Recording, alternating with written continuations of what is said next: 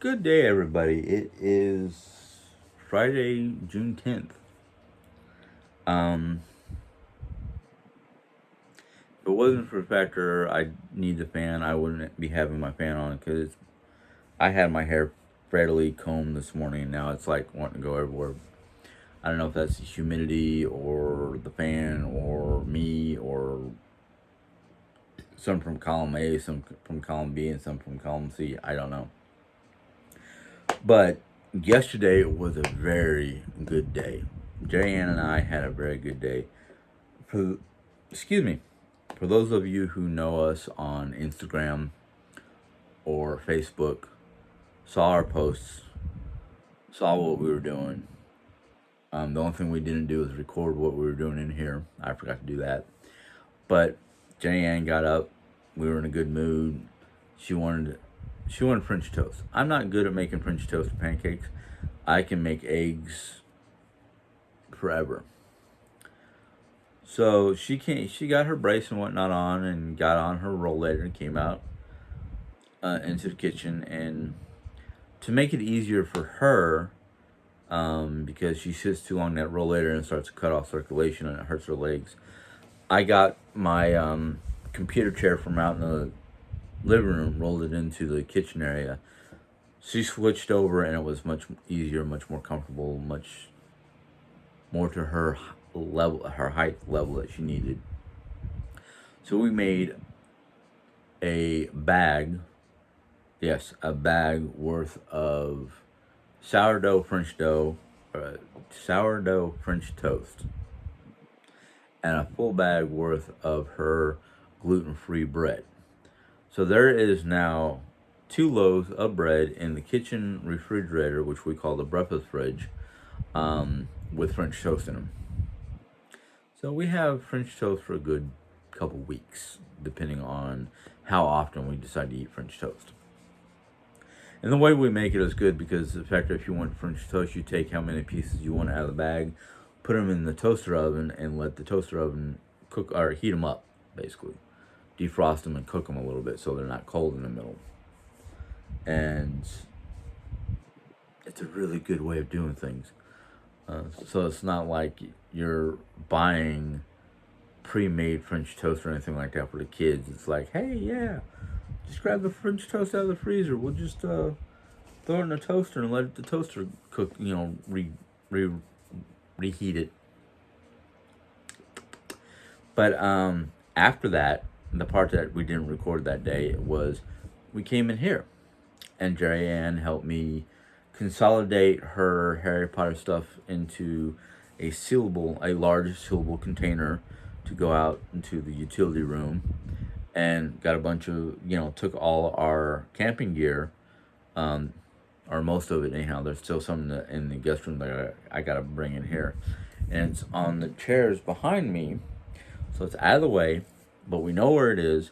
So when we're ready to use it, we can just pop it into the back end of the minivan and go. Now there's a box in that corner, which is for future permanent camping, like long-term camping.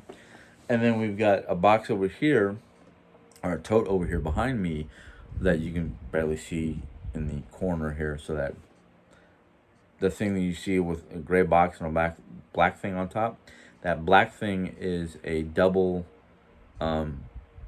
sleeping bag. So both of us can sleep in the same bag, or it separates into 2 separate bags.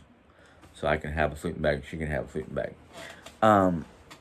But all that stuff in this container here is ready to go for camping now. So basically, the only thing I need to do with my floors in here, besides pick up a few things, I got a few things for Goodwill. All I have to do now is basically get those things off the floor, vacuum the floor, and the floor will be done. I got to clean off my desk now because a lot of the stuff that's now on my desk was stuff that I'm supposed to use in here, like a light strip kit for the bookcase. That's got to go in the car. That's got to go into storage. Some other stuff over there. So I'm pretty much, yeah, I'm gonna say I'm about 90% done with this room. There's only about 10% more left to do, and that's mostly just cleaning and organizing, you know. So I'm happy. So Jerry literally put in a good 5+ hour day. Um, about 11:30 to 4:30. Maybe even further. I think it was closer to 5 when we decided to stop because we were both getting tired. And as a treat, because we had a gift card, we ordered Dickies. Um, that was a treat, and of course, it was practically free because of the gift card. I think we've got enough left on that gift card for maybe one more meal for 2 people. Um, maybe enough left on the card for all 3 of us. But anyhow, today is going to be just light projects because I'm hurting. I'm still hurting my ankles, my legs, my knees, my lower back, my wrists, and yeah, that's about it. I think the rest of my body is okay. It's just a little tight, but it's going to be like light projects, like finish up in here, maybe get some stuff out of the guest room that's supposed to be camping and put it in here. Or she told me to put the sleeping bags and the 2 extra sleeping bags that we're going to use as platforms to sleep on to hopefully soften our sleep zone. Basically sleeping material. The tent and camping chairs, which we put back in the bag that it came with, are just going to sit on the chairs behind here, out of sight but not out of mind. Which I was like, that's where what I wanted to do is I wanted to get rid of this basket here. It's got stuff, got some old clothes that I don't know what we're doing with. Some other stuff that I don't know what we're doing with. It's just there temporarily because I was going to stay in the tent right there in front of it. So, but I think it'd be better to be on the chair behind me, so it's kind of like nobody sees it, unless the handles are sticking up or something like that.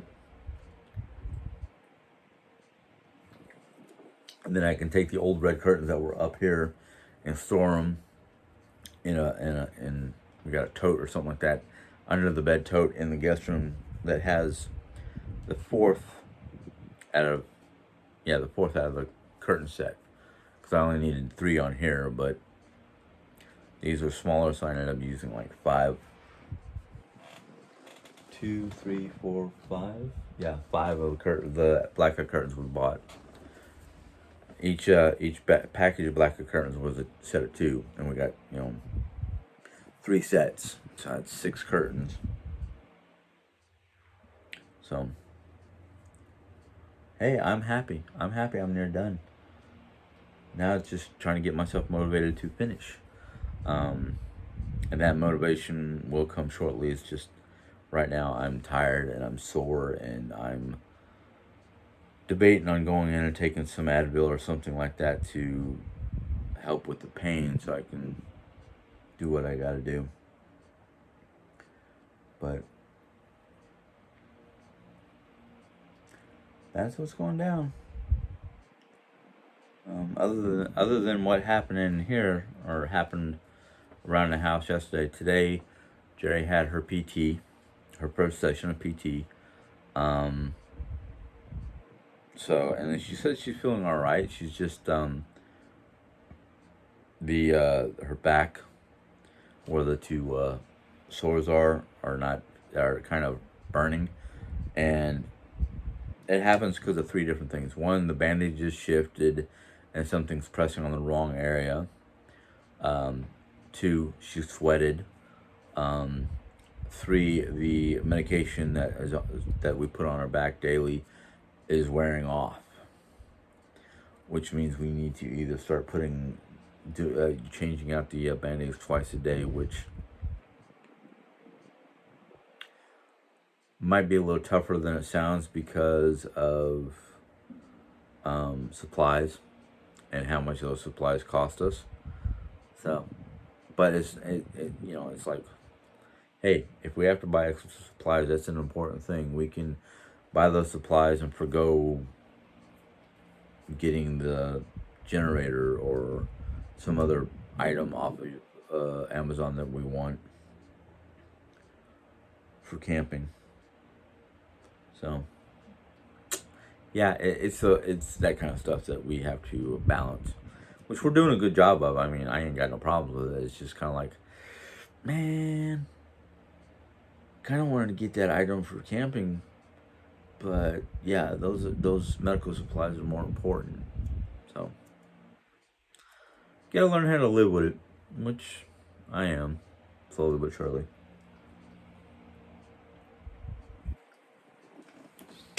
Next thing I wanted to talk about real quick. I had a viewer try to tell me that I've had this cough that I get every so often since before my procedure. I'm gonna say yes, no. I'm gonna say yes and no to that. Yes, in fact, I have had in the past a morning cough. Basically, I wake up first thing in the morning, I sit up in bed, I stretch, I cough because I have, I forgot what the doctor called it. It was not emphysema. Um, because of the seasonal issues I have with allergies and bronchitis, I get what do you call it? Fluid, whether it's mucus or some other kind of natural fluids that collect in the bottom of my lungs, which causes the cough. Now, usually it's okay because it's balanced. So if it's balanced, I don't have too much of a problem. But if it's imbalanced, because in fact I slept on one side or the other too long instead of rolling over and switching positions, that mucus or fluid collects on one side of the lungs, the other lung. So basically, if I'm laying on my left side, the left lung will get most, if not all, that fluid built up into it.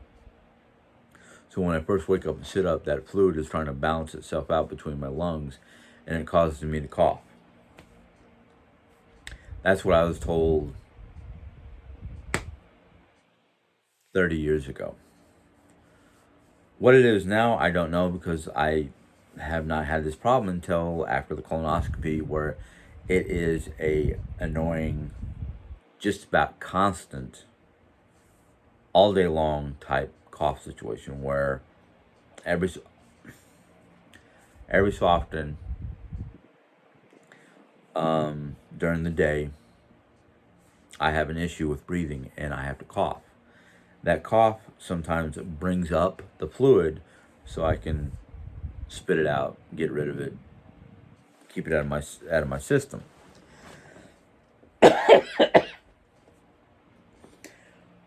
So I have to go see a doctor to reevaluate what's going on.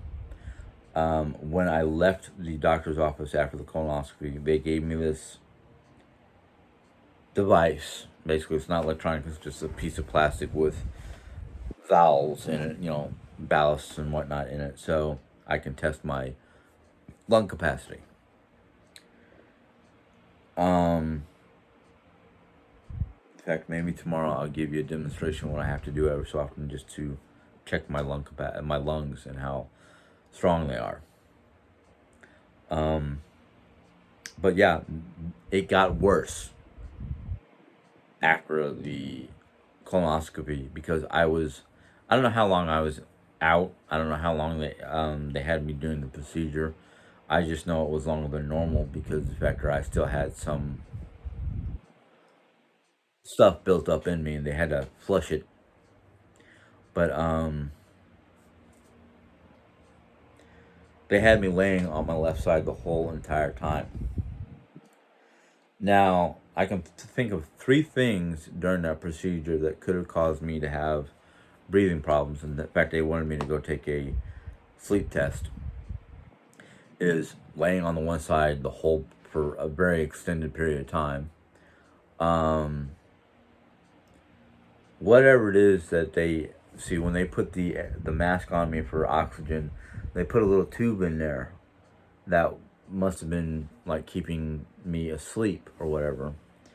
And something about that extra chemical going into my system could have caused an adverse reaction.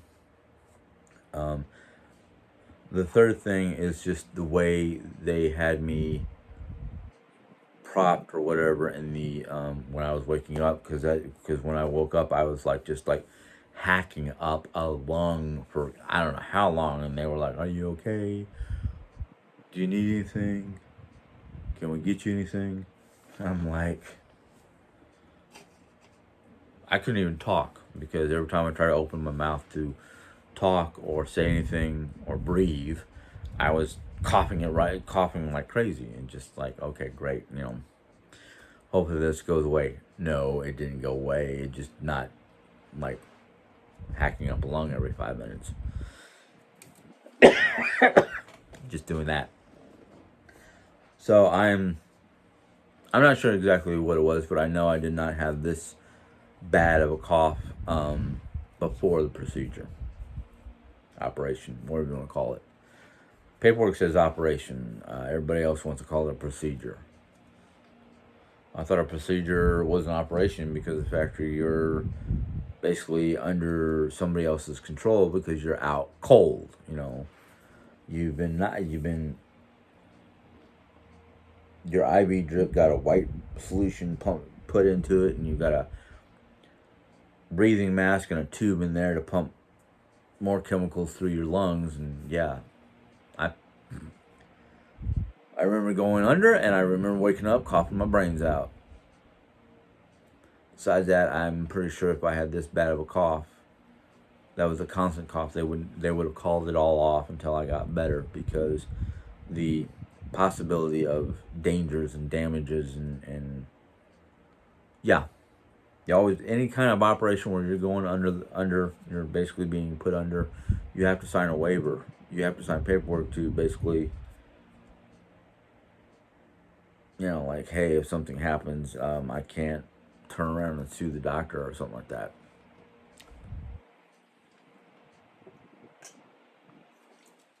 But it is what it is, and I'm trying to live with it. And I'm I try to get a doctor's appointment as soon as possible, but both my primary and my secondary doctor um, are basically booked up until like the end of the month. And I'm like, might have to just call the doctor's office and go, hey, I've had this persistent cough since my colonoscopy. Can I get in ASAP? As soon as you get an opening, can you fit me in? Because that's the one thing I like about my doctor, is they would try, if it's one of these situations that just don't go away, they try to fit you in as soon as they can so they can take a look at you. So I'm like, okay. Excuse me, I got like a little bit of dry skin.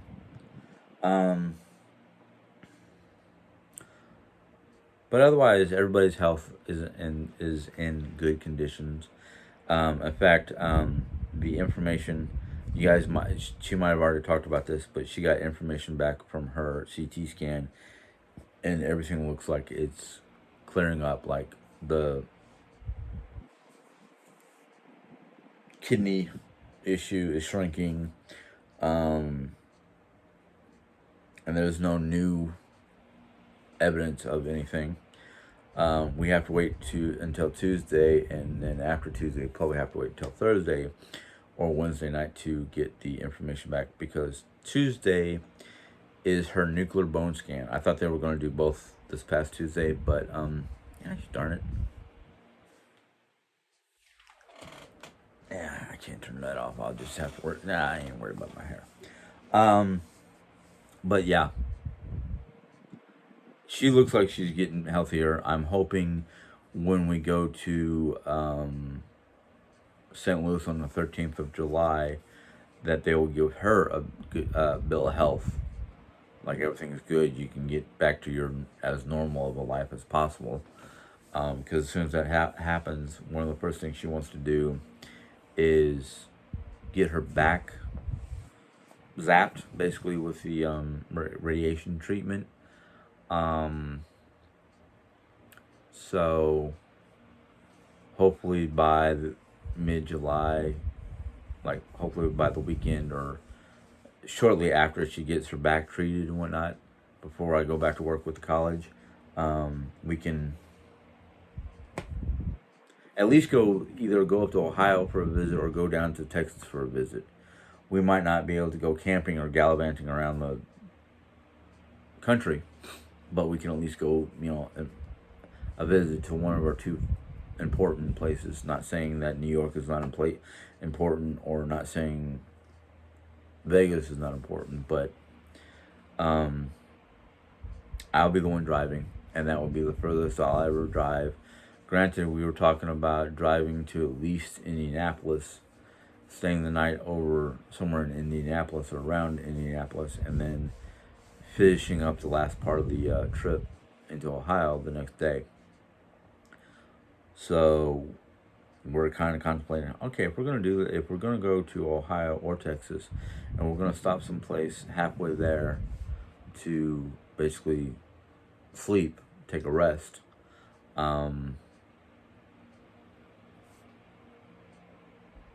Are we getting a hotel, or are we going to just find a nice little park or place that we can sleep in the back of a van for the night? Don't know. So those kind of things are just kind of like up in the air, but it's still like it's a possibility. It's a possibility. Let's just play it by ear and see what happens, after all this happens. But we are looking forward to doing something like that. I mean, we had jokingly said, hey, you know what, for the first time, let's test out the sleeping situation in the carport. Just, lay out the sleeping bags and whatnot and climb into it with one or more of the battery powered fans. In fact, what did I do with that little battery powered fan? Oh, Jerry put it with the camping stuff, because that would be the second thing that was disappeared out of this room in the last month or two. I'll have to talk to Jerry, because Jerry might have picked it up and put it into her travel stuff. Oh no, I know where it is. It's in the guest room. I used it in the guest room the 2 nights I slept in there. See? I knew I figured it out. I have a feeling the other item that's missing is also in there, because it's a Harry Potter item, and I don't know if she wanted to decorate the guest room in a Harry Potter motif still, or what. I don't know. But there's a lot of things going on in this house that's really good. Yes, Mom lost the cat. We had to put poor Carmen down. Mom was upset for at least a day or two, but she's back to her old self, trying to do things. She cleaned up all the cat stuff. She did not throw it out. We're going to either put it in one of her closets out of the way, or into one of the 2 storage rooms, either the shed or the utility room, outside, and keep it in case we decide to get. We had talked about getting 2 sister cats, and seeing what happens. One for Jerry and me, and one for Mom. Jerry was talking about kittens, and I was like, how about subadult? Kittens can be a little difficult, because you got to potty train them, unless they're already potty trained by the shelter, or I like saying shelter, because they're not really a shelter. They are independent people who rescue various animals and find homes for them. And St. James has always got like kittens all galore. It's like all the cats go to St. James, have their kittens, and let somebody find them and take them to the adoption location. I don't know. Either that or she, the this well, the one person I can think of, and I don't think she's in St. James, but she breeds her own cats and whatnot and puts them up for adoption. Which I can't condone nor condemn, because what do you do when those cats grow up and you can't get rid of them? That's my thing. It's like, please don't tell me. And most of these places I know about, which we call shelters, not the actual animal society, animal shelter here in town, but these independent people who take in unwanted animals and raise or try to get them out for adoption or whatnot. They are no kill places. Basically, they do not kill the animal if they cannot adopt it. They just keep it, and I don't know. That's all I know. But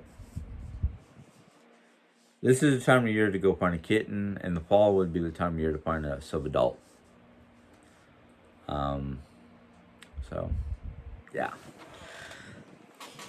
And I don't know if these places spay or neuter or declaw, especially the front claws of the cats, or dogs. I don't know if they have dogs, but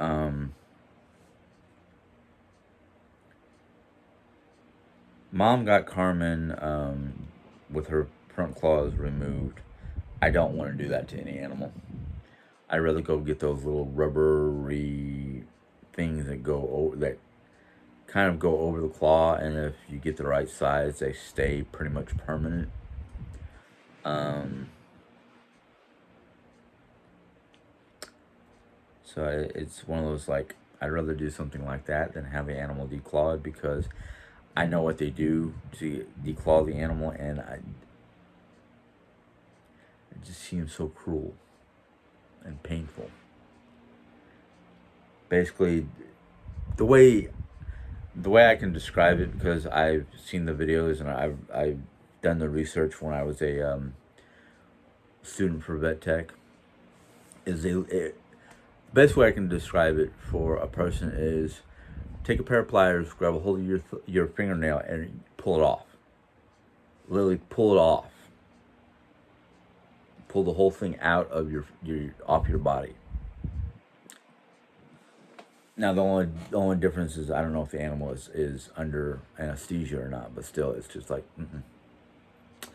I can't imagine a single human being wanting to rip their own nails off their body. Like, I mean, you're pulling the whole thing off where your body does not reproduce the nail. You've got a, like, divot where the nail used to be. No, thank you. That's why I won't do that to an animal. I will never ever have an animal declawed like that, because it's just like the imagery of what is going on and what it would feel like. It was just like, no, no. If I can't even handle the imagination to do it in reality, it's just like, no, no. But that's me. I'll find ways around of keeping the cat from ripping up my furniture or anything like that without having to remove their claws. You can, if you know what you're doing, you can trim the claws so they're not so pointy, but they're not hurting the animal. There's plastic guarding that you can attach to your couches and chairs. One of the funniest things I've ever seen to keep a cat off of upholstery or chairs or countertops or anything like that is wrap the item or lay down a piece of not saran wrap, tin foil. It freaks the cats out when they land on it. Why, I don't know. One of the other things that I saw someone do is take a big industrial cling wrap and wrap it around the bottom of your chairs. And I'm like, well, you can buy those plastic things that go over the chairs. They're like plastic chair covers. It protects it from the cat's claws. It protects it from accidents of one form or another. But one of the things I used to do when I first had a cat, is I would take a squirt bottle with there's an extract you can put in there. It's non-harmful, but you shoot the cat with a stream of that spray because they're doing something naughty. Between the wetness of the water and the smell of the extract, it gives the cat this, whoa, okay, what did I do wrong? And I don't want to do that again because that smelled awful and it's all over me type feeling. Um,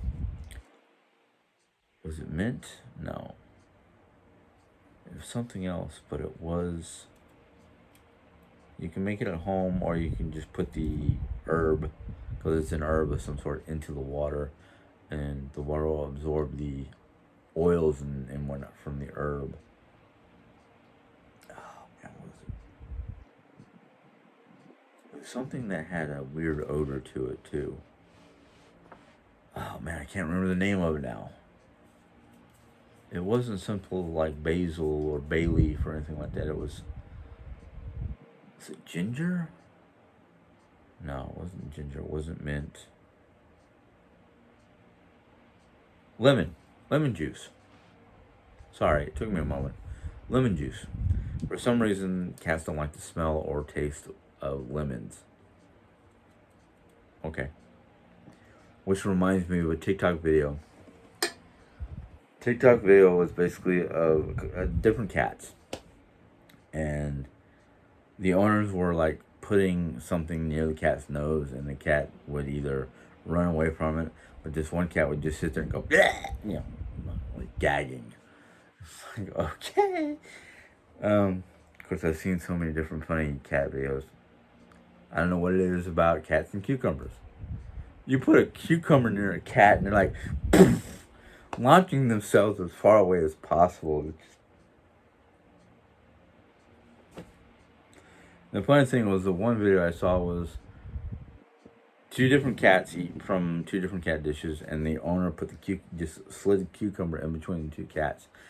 One cat got done with its food, turned towards like the other cat's bowl, like he was gonna get some more food from the bowl. Saw the cucumber and just like bolted, jumped and bolted, and the other cat was looked up like what, and then looked down, and went ah, and ran away. It was just kind of like, okay, what is it about a cucumber and cats? They don't like it. Why? Is it because of the way it looks, the way it smells? You know, just, and the factor of the way certain animals react to certain things. Like cats will like spring load themselves up into the air and as far away from the cucumber as possible. Well, dogs will smell it, lick it, and start eating it.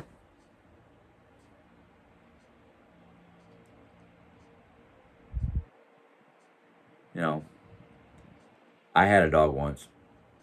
I called him Nutella, and he would eat just about anything you put in front of him. And one of the things that he used to do that was so hilarious was if you accidentally dropped an ice cube, he would come over there and check it out. And then he would be trying to lick it and chasing it all over the kitchen floor. And it was hilarious because it was like, oh, thanks for the free mop job. Crazy dog. Of course, because of what happened to him as a puppy, we lived in Arizona in a house. Right outside our front door, or right at the end of our property in front, was a telephone pole with a transformer on it. And he was inside the house, and he had a doggy door to get outside. one of the unfortunate things that we didn't know at the time, until it happened, was he was trying to dig underneath the fence to get out of the yard. Well, one day my parents were gone. I was across the street from my friend's house, and just out of nowhere, like literally out of the blue, bolt of lightning hits the transformer, causes it to blow, scares the crap out of everybody. And the next thing I know, because we're standing outside going, is everything on fire? Here comes my dog running across the street, freaked the heck out. I had to literally jump on him to stop him from running, get him calmed down, drag him across the street to go back in the house. When I went back in the house, I closed the doggy door so he wouldn't get back out, because I was like, how did he get out of the yard?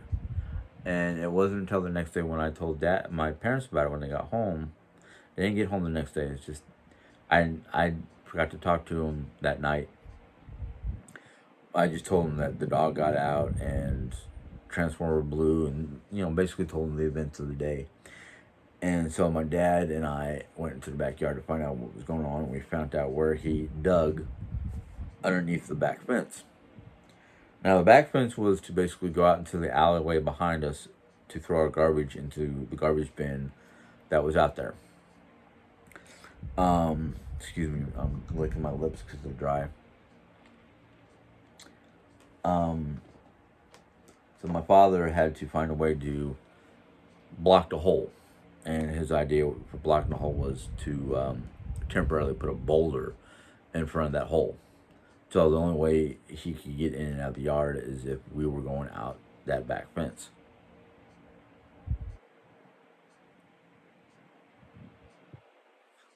Well, ever since that day, anytime the wind blew just right, because of monsoon season, the dog would try to find a hiding place and just shiver like a chihuahua. Um, his favorite places of hiding was underneath a side table. If he couldn't get to the side table because there was stuff, my mom would put stuff down there. He would get up next to you and just shake you into it, like you're getting a side massage from a vibrating chair or something like that. Well, one day he pawed at one of the cabinet doors where the pots and pans were and climbed in the cabinet with the pots and pans. There's another day he actually climbed into the bottom shelf of the refrigerator. I was just like, but I can understand his, nobody was home and all of a sudden this happens and he freaks out. I probably would have done the same thing. I probably would have just, hid underneath my bed or under the covers or something like that. But I'm human and I have the ability to climb underneath covers. But there was, when we moved to Mesa, Arizona,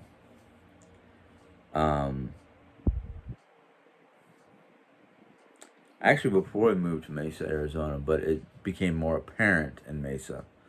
We're still living in that old house that we were living in. Grandma visited, and Grandma's fault that she was feeding the dog underneath the table, giving him scraps, which we were all like, don't do that. So he became a garbage hound. But the one thing that used to make everybody laugh, but kind of freaked out the pizza guy, he understood 3 words. Two of them he enjoyed, the other one he hated. That dog was able to tell time, literally. He would sit by the window in Mesa, because we had this bay window where our dining room was.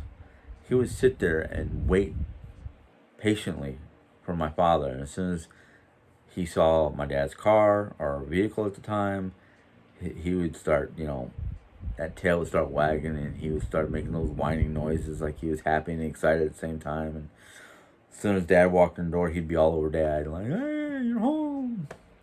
And the other thing that was funny was the word pizza.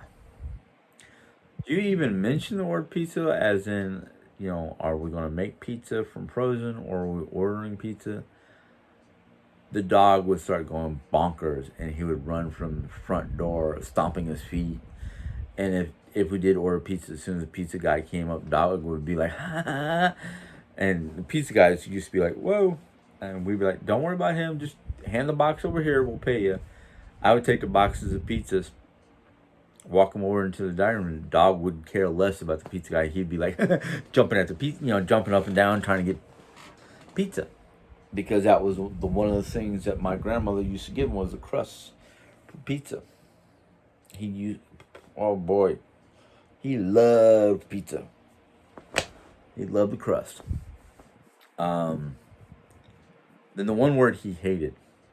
He would go run and hide, and if you try to get near him, he'd start growling at you. And that was the word bath. Hey, Newt, you want a bath? Okay, I guess we're gonna have to, try to figure out how to give him a bath without problems. But my dad helped raise that dog, and that dog would never bite, especially my dad. No. When he was a pup, and every time they were playing and he was starting to get a little too nippy, my dad would take his bill fist, curl up, and stick it in the dog's mouth, and the dog would be like, can't do nothing. The dog kind of learned his lesson of no biting. He was a good dog until Dad died, and then nobody could handle him because, Dad was the man, and Dad was the only person who can, keep him under control. So we ended up having to give him away to a local farmer who needed, I don't know what they were going to do with the dog, but we just gave him away. We gave him up. Gave him up for adoption because we just couldn't handle him no more, and he was getting too nippy. He bit Mom at least once, and he tried to bite me twice. Of course, I did Dad's trick. I was like, oh, okay, you're going to bite me here. So that's when we realized we weren't going to be able to do anything with that dog. Never had a dog since because Mom never wanted a dog. Dogs were Dad's. Cats were Mom's, So, but that's how things were. 42 minutes. Yeah, I'm gonna let you guys go because I'm gonna try to get my brain into a more cleaning aspect of life because I'm mentally all right. I was just tired, mentally tired. But anyhow, if you guys enjoyed this video, give it a thumbs up. Oh, before I get off this, should have done this at the beginning. I'm going to apologize for yesterday. I tried to put up a video, and for some reason, it was not working. It was not showing up on the internet. I could view it and watch it on my YouTube studio, but for some reason, nobody else could. And then when I tried to view it, it was like, tap here for, whatever. I guess the only thing that was running was the commercials, which I was kind of like, what the, So I had to redo it last night. Luckily, I was able to redo it and get it up before I fell asleep. But I do apologize for that because I did not realize it. I'm going to have to double check before I let it run for more than 15 minutes. But I do apologize. So anyhow, if you like this video, give it a thumbs up. Slow down, Jim. If you have any questions or comments on this video, go ahead and put them down. I will deal with them to my discretion. If you like my videos and want to join, which is totally up to you, you can go ahead and hit that subscribe button. And once you do that, a little bell will pop up. You can click on that bell, and YouTube will let you know when I put in more videos. Until next time, you guys have a good day. Bye.